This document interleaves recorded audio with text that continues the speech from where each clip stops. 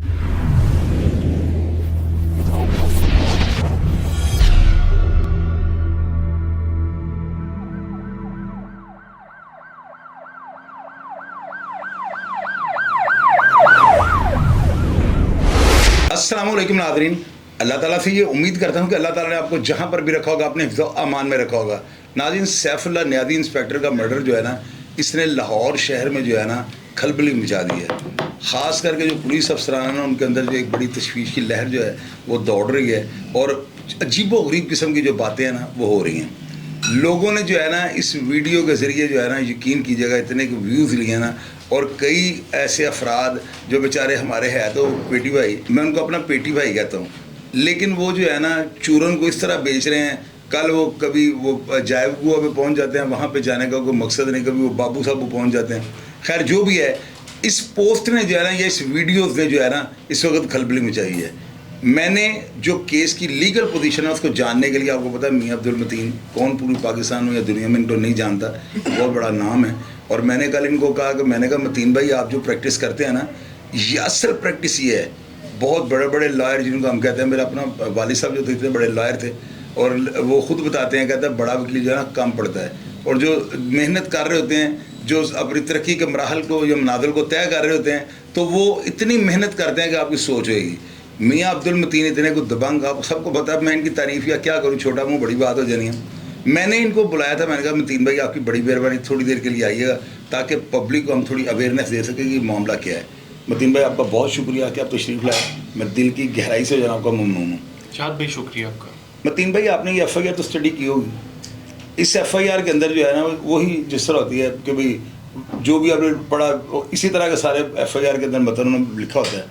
अब मुलजिम जो है ना उसकी एक वीडियो जो है ना वो वायरल हो चुकी है मेरी नज़र में, उसकी तो उन्होंने अपलोड दी, लेकिन इस तरह की वीडियो आपका शेयर होकर वायरल हो जाती है।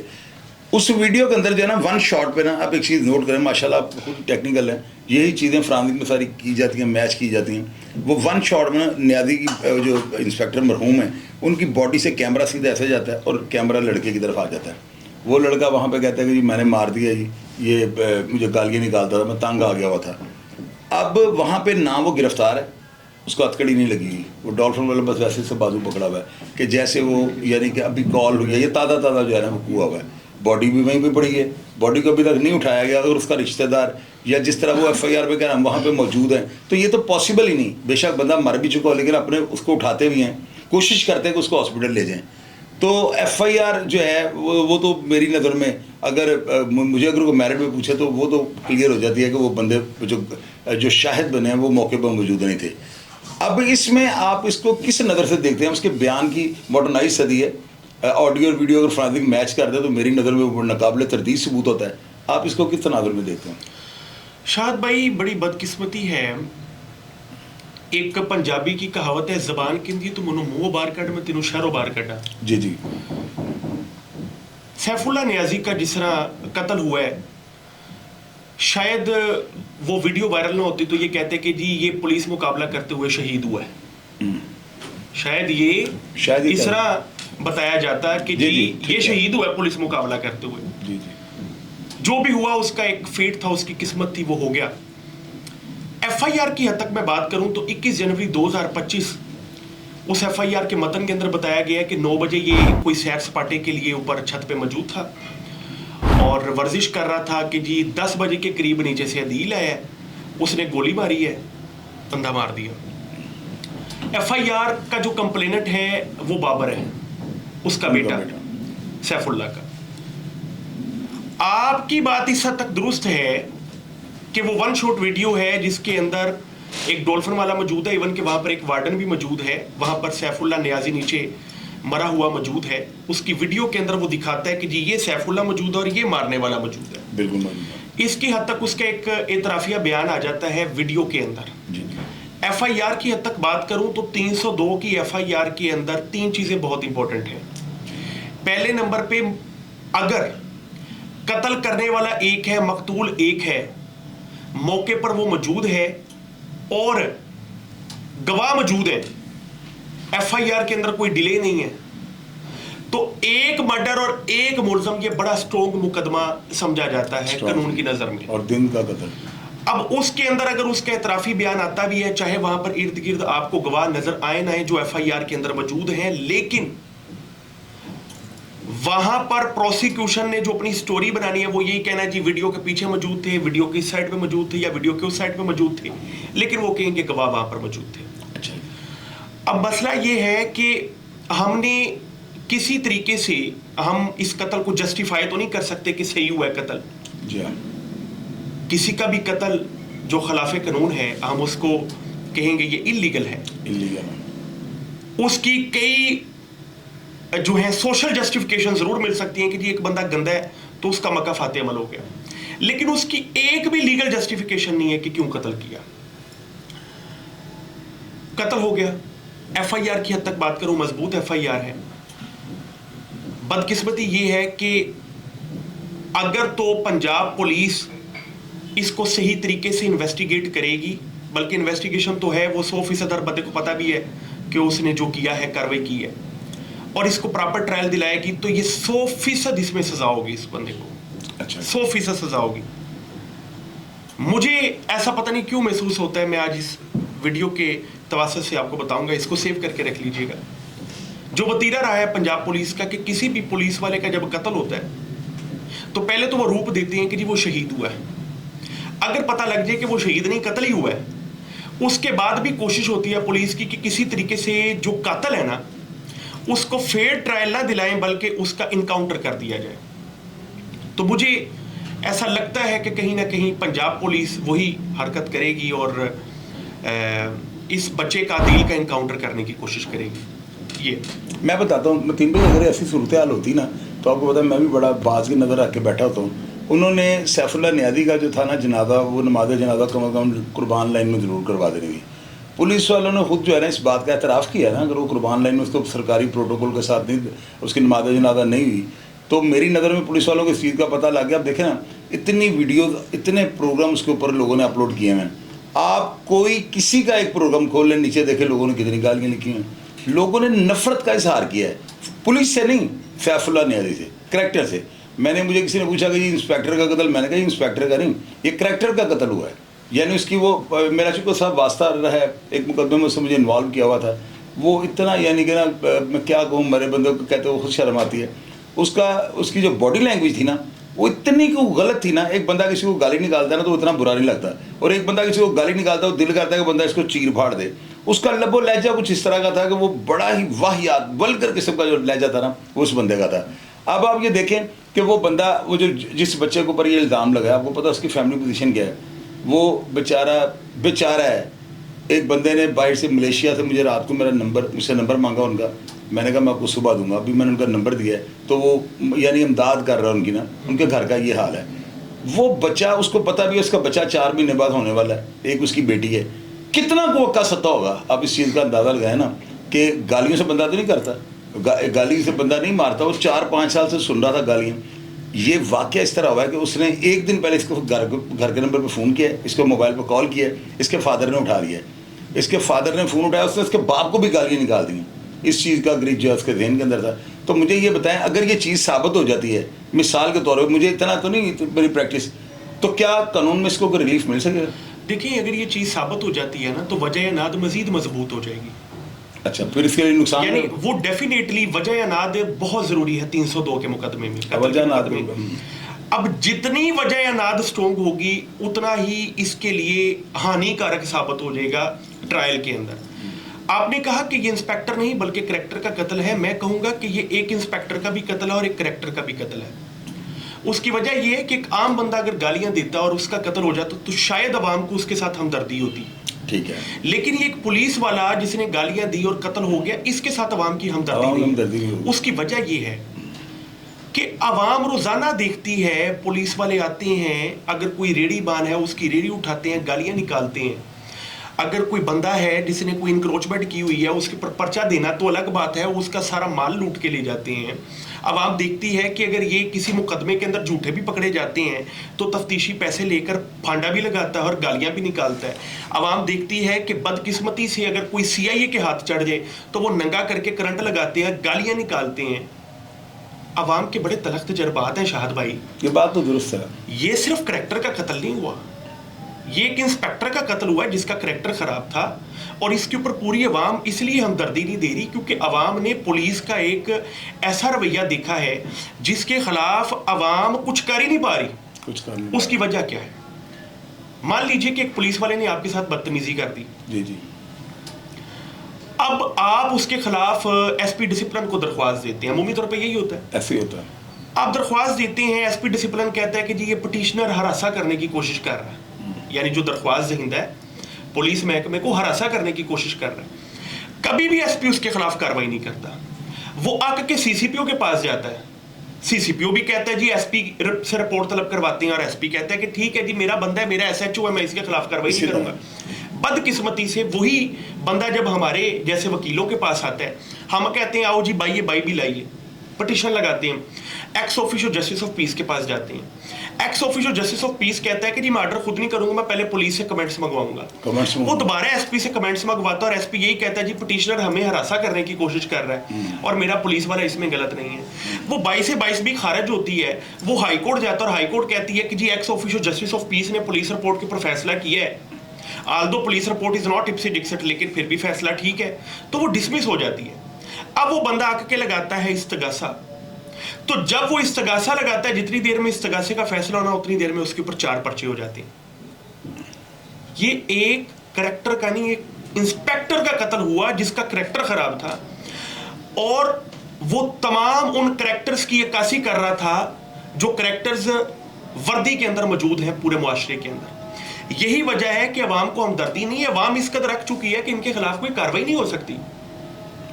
ये बदकिस्मती और ये वो रिवेंज की वो चीज है कि उनको पता है कि जी पुलिस के खिलाफ, इसके खिलाफ मैं कुछ भी करूंगा कार्रवाई नहीं होनी, जब मुझे इंसाफ नहीं मिलना तो वो आके के कहता है कि जी मैं ये कार्रवाई करूंगा। और आखिरी बात,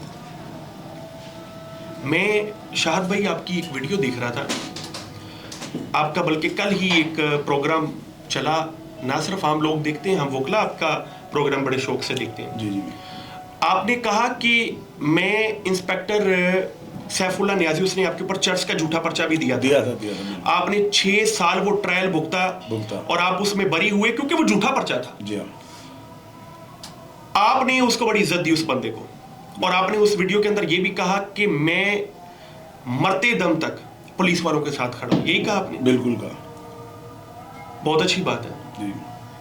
आपने मेरी वीडियोस देखी होंगी, हम 2 बंदे ऐसे एक दूसरे के साथ आज मौजूद हैं जी जी, जो नदी के 2 जिनका मकसद एक है लेकिन 180 डिग्री पे काम कर रहे हैं। आप अगर उनको सपोर्ट कर रहे हैं, आप उनका अच्छा चेहरा दिखा रहे हैं, तो मैं उनका वो अंदोनाक और जालमाना चेहरा दिखा रहा हूं जो आम आवाम देख रही है। बिल्कुल सही बात। बैकग्राउंड पे आप जरूर उनके साथ आप देखते हैं, उनकी वर्किंग अच्छी होगी, लेकिन फ्रंट पे जो आवाम देख रही है वो बड़ा जालमाना रवैया है। मैं बताता हूँ मतीन भाई, मैं पता है किस एंगल से देखता हूँ, मैं आपको जेन्युइनली बताऊंगा, माशाल्लाह आपके सामने कैसी बात, मैंने तो वही करनी है, जेन्युइन होगी। मैं चाहता हूँ कि मेरी जो अपनी सोच है ना वो ये है कि अगर पुलिस वाले नाजायज़ को पुलिस मुकाबला करते हैं, किसी से गैर अखलाकी हरकत करते हैं, तो जिम्मेदार वो हैं।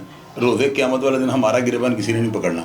मैं ये कहता हूँ कि हमारे वो अदारे हैं ना, अगर वो गलत हैं सही हैं, इसको छोड़ दें, हिसाब उन्होंने देना है। हमारे पास कोई ऑप्शन है, आप तो चलो लॉयर हैं, आप जाकर थानों में पूछ भी सकते हैं, सुबह कोर्ट्स में घसीट भी सकते हैं, सब कुछ कर सकते हैं। आम शहरी के पास कोई अपॉर्चुनिटी नहीं है। हमारे पास चॉइस के कि हम उसको कबूल करें, तो मैं ये कहता हूँ सही इज्जत से कबूल करो। यानी कि लोग कहते हैं कि पुलिस मुकाबले को जेल ही गए, आप अक्सर पुलिस वालों को करते हैं और आप कर सकते हैं, आपके पास अथॉरिटी लाइसेंस है आपके पास ना। हमारे पास क्या है, हमने तो वही बात करनी है जो हमारे पास एक FIR दर्ज हो गई, पुलिस मुकाबला हुआ, उसकी FIR दर्ज हो गई है। लोग कहते हैं ये जेल ही है, मैं कैसे कह सकता हूँ, मुझे आप ही बताएं। एक तो पहले मेरा अपने मामला लाइफ किस तरह है, दूसरा ये है बतीन भाई, मेन चीज़ ये है कि मैं बगैर सबूत के ना, आप तो बात करते हैं ना, आप उसको साबित भी कर लेंगे, हम अपना काम करेंगे, हम चीज़ों को साबित करने की जगह में पड़े। आपकी बात बिल्कुल दुरुस्त है।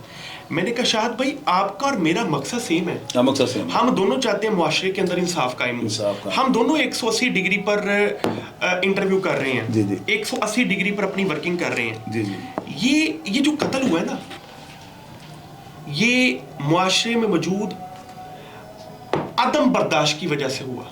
अदम बर्दाश्त। मैं जब कहता हूं कि इनकाउंटर नहीं होना चाहिए, जी जी, ट्रायल मिलना चाहिए, मैं क्यों कहता हूं?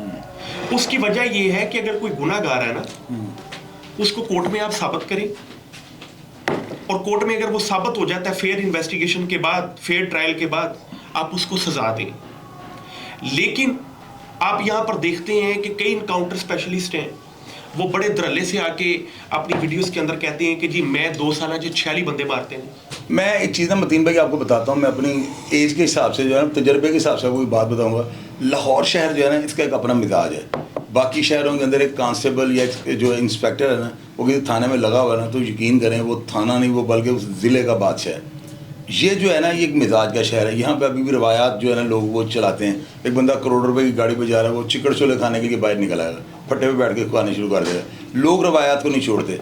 लाहौर शहर का मिजाज इस तरह के, जब भी पुलिस मुकाबले हुए ना, गुल असगर साहब जो है ना, वो इनके बानी मैं फाउंडर कहूँगा उनको ना, जैली पुलिस मुकाबलों की रवायात को उन्होंने जन्म दिया।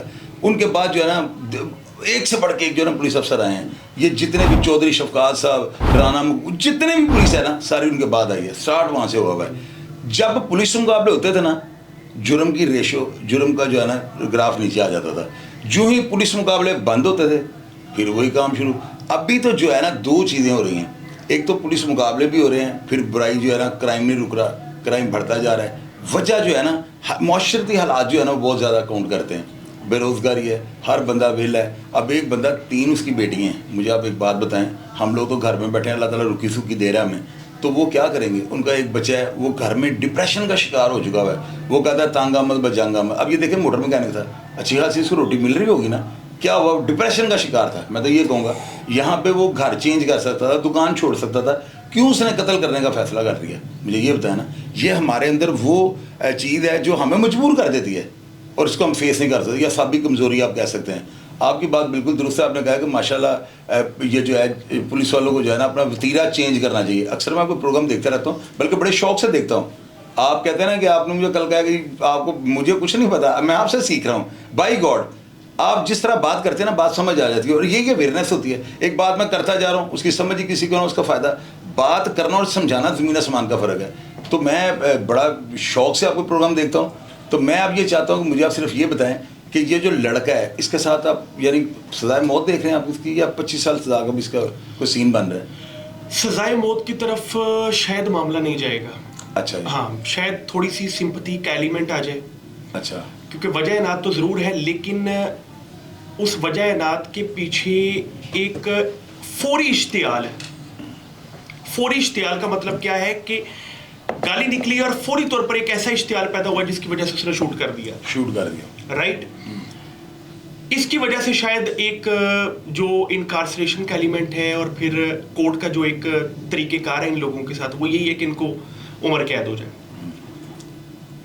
पहली चीज जो मेरे जहन में आती है वो इनकाउंटर आती है। अगर पुलिस कामयाब हो जाती ये दिखाने में कि जी ये कत्ल नहीं, ये शहादत हुई है। अब चूंकि वो नजर नहीं आ रहा, वो कामयाबी नजर नहीं आ रही, तो हो सकता है पुलिस इसके ट्रायल को और इन्वेस्टिगेशन को लेकर प्रॉपर चले, और इस कत्ल के मुकदमे का प्रॉपर ट्रायल और इसको उम्र कैद हो। क्योंकि मैं बताता हूँ, जो हमारे हैं ना, मैं तो ज़ाती तौर पे मेरा इतना उनके साथ एक्सपीरियंस है। जो फैसल कामरान साहब है ना, वो इन चीज़ों के ख़िलाफ़ है। मैं नहीं इस चीज़ को मानूंगा कि कोई बंदा एक इस बच्चे को निकाल के पुलिस मुकाबले मार देगा, क्योंकि उनको भी पता है, एक तो वो सिविल कपड़ों में था, और दूसरा वो एक रेड करने नहीं गए, क्रॉस फायरिंग में नहीं ये मारा गया। सैफुल्लाह ने अधिक बंदे की ज़ाती गिरीज थी। मीर सईद को देख लें आप, बावलपुर में एक बड़ा तकड़ा सुना है एसपी था, पता नहीं कौन था, उसको मार दिया गया मेरे सामने थानों में। अब मैं उस ऐसे मैंने कई प्रोग्राम में उसका जिक्र किया, लेकिन मैंने नाम नहीं लिया, ईगो किसी की हर्ट नहीं करनी चाहिए। मेरे सामने लिटन रोड के एक SHO को ना, अभी वो DSP बन गए हैं, उन्होंने कांस्टेबल से बदतमीजी की, मैं 3 बजे से बेंच उठा कर धड़ल लगा के उसके दिमाग में मारा। ये इखलाकी जो रवायात है, इनको जब तक चेंज नहीं ना किया जाएगा, तो मेरी नज़र में एक थाने में 6 SHO लगा दें। इनको ये चीज़ें थाने मॉडर्नाइज होने से कोई फ़र्क नहीं पड़ता। लोगों को एजुकेट करना चाहिए, अपने अमले को, स्टाफ को ये बताएं कि एक बंदा आता है अभी भी जो है ना, हालांकि डॉक्टर उस्मान अनवर जितना काम कर रहे हैं ना, मैं इस चीज़ की गारंटी देता हूँ, मेरे से लिखवा लें आप कागज़ पे। लेकिन अगले 20-20 बंदे थानों के अंदर हैं, अब एक बंदे को आप सबको बिठा कर वो लेक्चर देना शुरू कर दें। ये तो इनका काम बनता है ना कि एक अफसर SHO ब्रीफिंग में वापस आया है, उसको उन्होंने ब्रीफ किया है, वो आगे आप अपने नीचे अमले को भी एजुकेट करा। फिर उन्होंने मुहर्रों को बुला के उनके साथ मीटिंग तो नहीं करनी। हमारा यहाँ पे आवे का हवा बिगड़ा हुआ है, लोग आदी हो चुके हुए हैं। हम लोग पता क्या करते हैं, एक चीज़ और आपको बताता हूँ, अब इसको कहें कि मैं नहीं मानता हूँ, हम लोग ना हम लोग खुद क्या करते हैं, एक बंदा पैसे नहीं ना लेता, हम उसका यार तेरी मेहरबानी है चाह पानी ले ला, बदोबदी सो देना शुरू कर देते हैं। एंड वो देखता कहता है यार उन्हें लोग बाद में वो भी पकड़ना शुरू कर देता है कि हमें पता है कि जब तक इसने पैसे नहीं ना लेने से हमारा काम नहीं करना। ये पता नहीं क्या हमें जो है अखलाकी हमारे अंदर कोई दिमाग में ऐसी चीज़ घुस गई है। आप इस बात को मानते हैं कि नहीं मानते? शायद भाई ये बात ठीक है, राशि वल मुर्तशी के लाहु माफिन नार, रिश्वत देने वाला और लेने वाला दोनों ही आग में जाएंगे। मामला भला क्या है, हम में से हर शख्स हाकम है और हर शख्स से उसकी राय के बारे में पूछा जाएगा। आपको दुनिया फॉलो करती है, आप प्रोग्राम्स करते हैं, कई मरतबा आपको ऑफर होती होगी यार 1 लाख फट 2 लाख फट 10 लाख फट मेरे लिए इंटरव्यू बना दे। मैं प्रोग्राम्स करता हूं, मैं वीडियोस बनाता हूं, कई मरतबा ऑफर होती है इस बात पे कि वीडियो डिलीट कर दो और पैसे ले लो। ये तो आपका और मेरा ईमान होगा ना कि हमने अपने ईमान को बेचना है कि नहीं।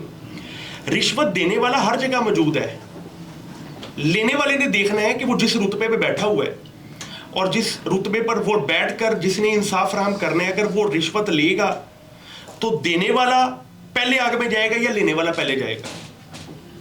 मेरा पॉइंट समझ रहे हैं? समझ लो।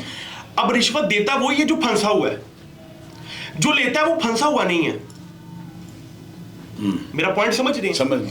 दे वो रहा है जो फंसा है, यानी किसी बंदे ने किसी को नुकसान पहुंचाता है, फंसा नहीं हुआ। अब वो रिश्वत दे रहा है इसलिए कि वो फंसा हुआ है, वो मजबूरी में दे रहा है। लेने वाला किसी मजबूरी में नहीं है। मेरा ये मानना है दोनों जहन्नमी है, लेकिन जो लेने वाला है ना, वो जिस रुतबे पे बैठा है, जिस पोस्ट पे वो बैठा है, उसकी माफी नहीं है, उसकी सजा डबल है।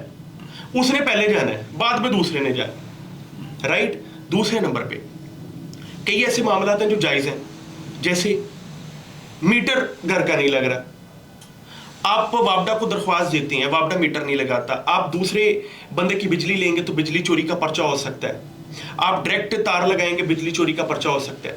अब वापडा के दफ्तर लगा चक्कर थक गए हैं और वही आप मीटर रीडर को 20,000 22,000 दे रहे हैं, आपका मीटर लग जाए, तो अब इसमें रिश्वत दी कि नहीं दी? लेकिन उसने आपको मजबूर इस कदर कर दिया कि आपको रिश्वत देनी पड़ी। काम वैसे नहीं हो रहा। अच्छा, आपके साथ कभी वैसे, मैं मादरत साहब बात आपकी काट रहा हूँ, कभी आपके जाती एक्सपीरियंस में ऐसे हुआ कि केस लगवाने के हो तो नीचे नायब बोर्ड किसी ने कहा थोड़ा मिट्टी करूँगा? वुकला के साथ इस तरह का काम नहीं होता। वुकला वैसे ही प्यार मोहब्बत के साथ मीठा दे देते हैं, गिफ्ट दे देती हैं, क्योंकि उन्होंने क्लाइंट से लेना नहीं। मैं अब आपको उसकी वजह बताता हूँ। जैसे हम एक केस फाइल करते हैं, हमें पता है कि हमने अगर 9 बजे फाइल किया ना, तो वो 11 बजे ऑटोमेटिकली कोर्ट में जाना है, 11 बजे जाना है। क्लाइंट से बात करते हैं, क्लाइंट कहता नहीं सर मैं ना 11 बजे मैं अपनी ड्यूटी पे जाना है, तो मेहरबानी मेरा केस तुसी ना 9:30 बजे तक लवा के मनु फ्री करवाओ। तो वहां पर हम किसी से बात करके हम कहते हैं कि यार मेहरबानी आप अपना कोई एक्स्ट्रा बंदा किसी की एफर्ट लगाकर भागकर साइन करवा के फाइल को आगे जो 11 बजे पहुंचनी है वो आप 10 बजे पहुंचा दो, 9 बजे पहुंचा दो। 1 घंटे का जो मार्जिन निकल आता है काम में, यानी काम होने है बस थोड़ा सा जल्दी हो जाए, उसके लिए उस बंदे ने एक्स्ट्रा कोई प्राइवेट बंदा रखा हुआ तो हम उसको 100-200 रुपए प्यार मोहब्बत में दे देते हैं कि यार इस बंदे की चले कोई रोजी बन जाएगी, घर में जाके बीवी बच्चों को कुछ खिला देगा। इसको हम रिश्वत नहीं कहते। उसकी वजह क्या है कि काम तो होना है, वो जो घंटे बाद होना है वो घंटा पहले हो गया। मेरा पॉइंट समझ गई? हाँ, काम नहीं होना था और आपने पैसे दे के करवाया, वो करप्शन, वो उस कैटेगरी के अंदर आएगा जो कि नुकसानदेह हो सकता है। दूसरे नंबर पे काम इलीगल था, आपने करवाया है, वो करप्शन हो, राइट। मैं शाहद भाई हमेशा ये कहता हूं कि जो पुलिस एहलकारान होते हैं, जो वुकला होते हैं ना, हम लोगों के ऊपर, और सहाफ़ी आप जैसे लोग, हम 3 कैटेगरीज के अंदर जो लोग होते हैं, ये मुआशरे के पढ़े लिखे लोग होते हैं, मुआशरे के प्रोटेक्टर होते हैं, इंसाफ फराहम करने में मदद देते हैं। हम लोग अगर गंदे हो ना तो मुआशरा बड़ी जल्दी गंदा होगा, और अगर हम लोग साफ हो जाएं तो मुआशरा बड़ी जल्दी साफ हो जाएगा। पूरी दुनिया के अंदर हम अच्छी हुकूमत की डिमांड क्यों करते हैं? इसलिए करते हैं कि ऊपर अच्छी हुकूमत आ जाएगी तो नीचे बंदे खुद ब खुद ठीक हो जाएंगे, राइट। देखिए नबी अकरम सल्लल्लाहु अलैहि वसल्लम खातमुल मुरसलीन ने जब रियासत कायम की तो अपने जो इर्द गिर्द के लोग थे, जो सहाबा थे, जो बाद में खुलफाए राशिदीन बने, वो सहाबा का एक ऐसा ग्रुप, एक ऐसा जबरदस्त ग्रुप था कि वो शुआएं नबी पाक से उनमें और उनसे नीचे तक जाती थी, तबा ताबईन तक गए। यही वजह है कि इस्लामी रियासत ने तरक्कियां हासिल की।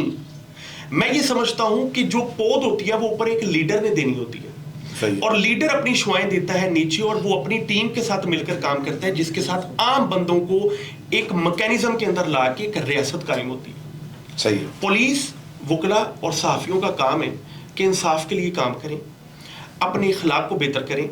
कई वकला हैं बड़ी बदतमीजी करते हैं अपने अच्छा, client से। एक बात आपकी, मैं एक सवाल आपसे जरूर करूंगा, आप नाराज भी होंगे, मैं करूंगा। ये मैं 3 में पिछले दिनों ना वकला उनके ग्रुप जीते हैं, बड़ी फायरिंग हुई है, बहुत फायरिंग। इसके ऊपर आप क्या कहेंगे? बिल्कुल गलत है। नहीं ना होना चाहिए। आपको मैं बताता हूं कि मैंने 1 बजे के करीब अपना वोटकास्ट किया है, 5 बजे ऐलान होना था। हालांकि मैं इस इलेक्शन में बड़ा ही एक्टिव था, मैं 3 बजे उस इलेक्शन से निकल आया था। आपको पता था कि फायरिंग? उसकी वजह यह है कि मुझे पता है एंड पे फायरिंग होनी है, और मैं अगर इनको रोक नहीं ना सकता तो कम से कम मैं इनके उस ग्रुप के अंदर शामिल ना होकर जी फायरिंग होनी है। ये बड़ी गलत रवायत है। वकला अगर ये काम करेंगे ना फायरिंग वाला, वही चीज है ना कि हमें वो अपने इंपैक्ट के- आम लोगों के ऊपर पड़ता है कि जी ये वकील है, तेनू छाड़ता है तो असि भी करांगे।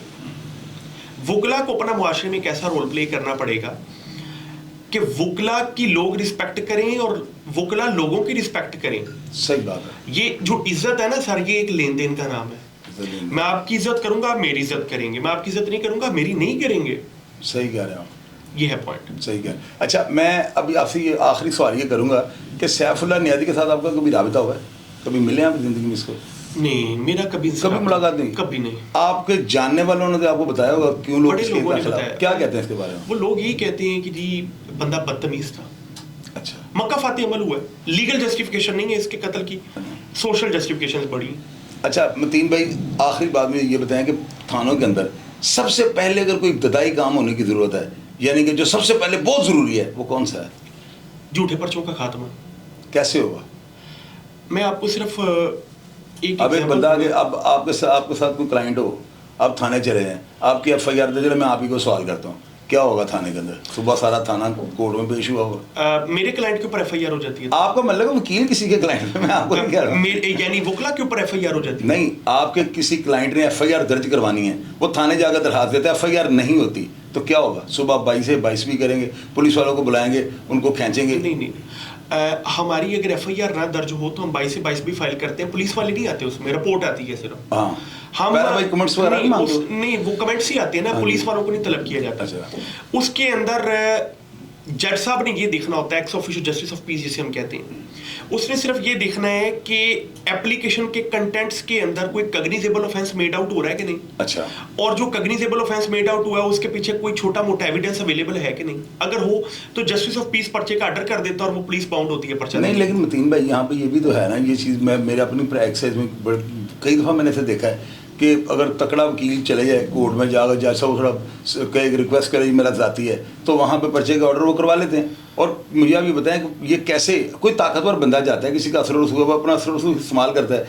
तो FIR पता हमें कैसे लगा कि ये झूठी FIR? कोई सच राग तो हमारे पास है नहीं, वो जो FIR देने वाले एहलकारान है ना, उनको पता होता है। और एक बात भला क्या है, पुलिस के जरिए जबरदस्ती FIR करवाना बड़ा मुश्किल काम है। ताकतवर बंदा भी जबरदस्ती FIR नहीं करवा सकता। FIR तभी होती है जब पुलिस करप्ट होती है, लेन देन का मामला आता है। मैं आपको भी एक एग्जांपल दूंगा, आई डोंट नो कि आप इसको वीडियो में अपलोड करेंगे कि नहीं। मैं करूँगा, लेकिन मैं अपलोड लाजमी मैं करूँगा, मेरा कैमरा साथ अटैच मैं है। बिल्कुल करूँगा, नो प्रॉब्लम। मुझे ये लगता था कि सिर्फ लोअर तबका बेईमान है और करप्ट है। अच्छा, कुछ दिन कबल मेरा DIG OCU में चक्कर लगा, ऑर्गेनाइज क्राइम यूनिट CIA जिसे हम कहते हैं। इमरान किश्वर साहब, मैं ये समझता था कि शायद CSS करने के बाद बंदे में बड़ी तब्दीली आती है। इमरान किश्वर साहब को भी शायद नहीं पता होगा कि जो उन्होंने कार्रवाई कर दी है तो उसका नतीजा क्या निकला। एक बंदे की इंक्वायरी थी DIG ऑफिस के अंदर और मैं वहां पर मौजूद था। मेरे सामने इमरान किश्वर साहब ने कहा कि इस बंदे के ऊपर पर्चा दो, हालांकि वो बंदा कारोबारी शख्स था, उसका 100% लेन देन का मामला था जिसके सिविल केसेस चल रहे थे। अब पर्चा देने का ऑर्डर किसने किया? इमरान किश्वर साहब ने। CIA वाले उस बंदे को लेकर गए हैं, सारी रात उसको नंगा करके करंट लगाया, उसको तशद्दुद किया, उसकी गाड़ी मंगवाई फॉर्च्यूनर मंगवा कर उसकी बायोमेट्रिक करवाने की कोशिश की। वो जब ना हो पाई तो उस बंदे को रातों रात छोड़ दिया। अच्छा, इसलिए कि उनको पता था कि अगर गिरफ्तारी डाली तो सुबह ये जो टॉर्चर हमने किया है, ये custodial torture death prevention and punishment act 2022 में आ जाएगा। और अब्दुल मतीन पीछे वकील है तो वो कांड कर देगा। दूसरे नंबर पे जो पर्चा हुआ भी, चूंकि लेन देन का मामला है, वो सारे सबूत अवेलेबल है, वो पर्चा सुबह खारिज हो जाना है। सही है। अब इमरान किश्वर साहब ने तो पर्चा दे दिया, लेकिन सीआईए ने क्या किया फिर? उस बंदे का जिसका अरबों रुपए का काम है और वो करोड़ों रुपए में पाकिस्तान को टैक्स देता है, उसको सारी रात नंगा करके लटा के सीआईए इकबाल टाउन ने तशद्दुद किया, करंट लगाया। आप मुझे बताएं कि मैं क्या समझूंगा कि क्या सिर्फ सीआईए इकबाल टाउन करप्ट है, जबकि उसको ऑर्डर देने वाला कौन था? डीआईजी, और मेरे सामने ऑर्डर दिया।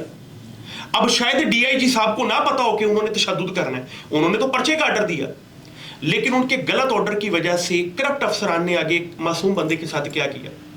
आप मुझे बताएं, ये मुआशरे में ये बंदा जब वापस जाएगा, ये बंदा कभी पुलिस की सपोर्ट में कोई काम करेगा? पता है क्या, मैं एक चीज आपको बताता हूँ। मुझे पता है अब आप कवर इसको करने नहीं, कवर नहीं मैं करूँगा, कवर में नो कवर में मैं ऑथेंटिक बात आपको बताऊंगा। मैं इंग्लैंड गया ना, वहाँ पे मेरे दोस्त का बेटा था, उसका नाम था हारिद। उसको ना उसका फादर क्या कहता है, उस बच्चे ने शरारत कहता है गो टू नॉटिका ना। मैं हैरान हो गया, ये क्या कहा, बच्चा जो कुछ शरारत की, वो जाकर दीवार के साथ खड़ा हो गया, और वो दीवार के साथ ऐसे बिल्कुल सीधा खड़ा है। मैं चूँकि गेस्ट था, वो देख रहा है कि बंदा वो नया है, तो वो बच्चा रो रहा है, लेकिन वो दीवार से आगे नहीं हो रहा ना, तो मेरी तरफ देखता जा रहा है ना, तो यानी उसकी शक्ल मुझे कह रही है कि मुझे छुड़वा दो। मैं देख रहा हूँ कि इस बच्चे को सिर्फ इतना कहा गो टू नॉटिको ना, तो बच्चा जाकर वहाँ पे खड़ा हो गया। असल में ना पता है कि हमारा मुआशरा जो है ना, हम बच्चे को बचपन से पता क्या कहते हैं, हमारा प्यार पता क्या है, यानी कि हम लोग ना पता नहीं किस तरह के माइंड सेट से के साथ। मुझे एक बंदे ने पूछा कि कौम कैसे सही होगी, मैंने कहा ये 54 लाई की तरह ना, इनको जहाज़ों में बिठाओ, समुद्र के अंदर जाके जहाज़ जो क्रैश कर दो। नए बच्चे जो है ना पैदा होंगे ना, तो उनको बताओ बेटे जूते बाहर उतारने हैं, सॉक्स पहन के अंदर आनी है, हाथ धो के खाना खाना है, उनको एजुकेट करो। हम लोग बिगड़ चुके हुए हैं। हमारा यहाँ पे आवेगा जिसका बस चलता है ना, हम तो पुलिस को लेते हैं ना। मेरा बेटा अवैस जो है ना वकील है, मैंने उसको एक चीज़ समझाई, मैं कहा बेटे मैंने बड़ों से भी यही सुना है, तुमने कभी थाने नहीं जाना। वकील थाने जाता, आपको पता, देखने वाला बंदा फौरन कहता वकील दिहाड़ी लगाने आया है। पुलिस वाले जो है ना, इकबाल टाउन वाले हों कोई भी हों, इस वक्त जो हो रहा है ना मतीन भाई, खुदा की कसम मैं तारीफें नहीं पुलिस वालों की करता हूँ। जो दौर हमने देखा हुआ ना, गुल असगर साहब का, चौधरी फरोज मक्खन, हाँ लाला रोशन, खुदा की कसम ला इलाहा इल्लल्लाह मोहम्मद रसूलुल्लाह कह के भी जिंदा है। मुझे कहता है दिन तो सानू भंडदा रहना है, तो मैं कभी मारते नहीं रहे। फिजिकली तौर पे बंदों के पेट, चौधरी फरोज साहब बंदे को फोन पे क्या कह रहे हैं, उन्हें सूटा दरियाज, वो ध्यान करना पिछले बार उबल आया सी, चीरा दे लेना, यानी पेट फाड़ के फेंक देना। तो अभी तो पुलिस क्या कर रही है, ज़्यादा पर्चे दे देती है और क्या करती है। पुलिस से मुकाबला भी अगर होता है तो उसकी FIR तो होती है ना, पता लग जाता है बॉडी लग गई, वो तो बॉडी भी नहीं देते थे। उस दौर को देखते हुए हम अब यहाँ पे पहुंचे हुए हैं। शायद भी आपकी बात ठीक है, आप किसी तरीके से जस्टिफाई कर सकते हैं कि दौर पहले से बेहतर हो गया। बहुत किसी ने ज़्यादा। प्यारे नबी से पूछा कि या रसूलुल्लाह कि नशे की कम मकदार हलाल है कि नहीं? नशा नशे रसूलुल्लाह ने फरमाया कि नशे की जिसकी ज्यादा मकदार हराम है, उसकी कम मकदार भी हराम है। बिल्कुल सही है। अगर ज्यादा तशद्दुद बुरा है ना, तो कम तशद्दुद भी बुरा है। हम इसको जस्टिफाई नहीं कर सकते। हमारा मानना है कि मुआशरे के अंदर रूल ऑफ लॉ और सुप्रीमेसी ऑफ लॉ होनी चाहिए। अगर कानून कहता है कि अगर किसी ने ज्यादती की है, अगर किसी के ऊपर FIR है, आप उसको कानून के मुताबिक डील करें। उसको नंगा करके लटा के करंट लगा के मारना, उसकी इज्जत नफ्स से मजरूह करना किसी तरीके से भी जस्टिफाई नहीं किया जा सकता। आपकी इस वीडियो प्रोग्राम के जरिए मैं आला अफसरान को भी मैं चाहता हूँ कि उनको ये इन्फॉर्मेशन मिले, क्योंकि कई पुलिस अफसरान आपकी वीडियो देखते हैं बड़े शौक से, जी जी, कि कई मरतबा अफसर आर्डर ठीक देता है, लेकिन उस आर्डर की इंप्लीमेंटेशन ठीक नहीं होती। और मैं बतौर वकील चूंकि क्लाइंट्स के साथ बड़ा अटैच होता हूं, तो मुझे पता होता है कि जी क्लाइंट के साथ क्या हुआ है। अफसर को नहीं पता कि उस बंदे के साथ बाद में क्या हुआ, उसने तो आर्डर दिया अगले दिन अगली मसरूफियत में।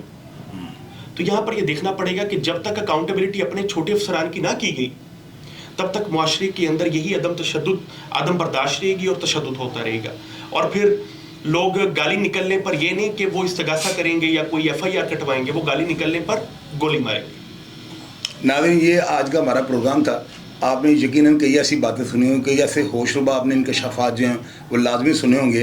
कई ऐसी बातें हमने आपके साथ की हैं जो मुस्तकबिल में आपके बड़े काम आएंगी। प्रोग्राम का फीडबैक आप लाजमी दीजिएगा, और लाजमी आपने ये बताना है आपको ये प्रोग्राम कैसा लगा, ताकि हम आइंदा भी इस तरह के जो है ना प्रोग्राम बनाएं और आपको अवेयरनेस जो है ना देने की कोशिश करें। प्रोग्राम का फीडबैक दीजिएगा और मैं हमेशा की तरह आपको रिप्लाई करने की कोशिश करूँगा। अपना ढेर सारा ख्याल रखिएगा जी। पाकिस्तान जिंदाबाद।